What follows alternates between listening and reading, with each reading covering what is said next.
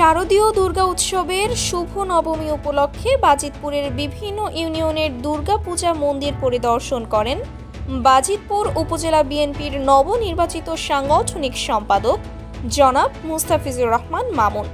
তিনি বলেন, বাজিতপুরের প্রতিটি পূজা মণ্ডপে শান্তিপূর্ণভাবে দুর্গাপুজো পালনের জন্য তিনি সবার পাশে আছেন এবং বাজিতপুরে প্রতিটি পূজা মণ্ডপে কেউ কোনো প্রকার বিশৃঙ্খলা করার চেষ্টা করলে তা কঠোর হস্তে দমন করা হবে। তিনি আরও বলেন, ধর্ম যার যার, রাষ্ট্র আমাদের সবার, আমরা সকলেই এ দেশের নাগরিক। সেই সুবাদে সকল নিরাপত্তা পাওয়ার অধিকার আমাদের সবার আছে।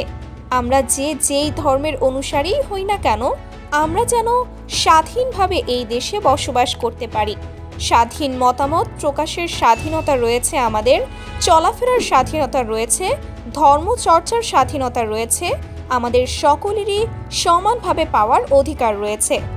পূজা মণ্ডপ পরিদর্শনে আরও উপস্থিত ছিলেন বাবু নিখিল ঘোষ, সাংগঠনিক সম্পাদক, বাজিতপুর পূজা উদযাপন কমিটি জনাব রফিকুল ইসলাম রফিক, সদস্য বাজিতপুর উপজেলা বিএনপি মোহাম্মদ সোহাগ ইবনে নূর, সদস্য বাজিতপুর উপজেলা বিএনপি বাজিতপুর উপজেলা যুবদল যুগ্ম আহ্বায়ক শরীফুল ইসলাম চৌধুরী নাদফি সহ বিএনপির অঙ্গ ও সহযোগী সংগঠনের নেতাকর্মীগণ।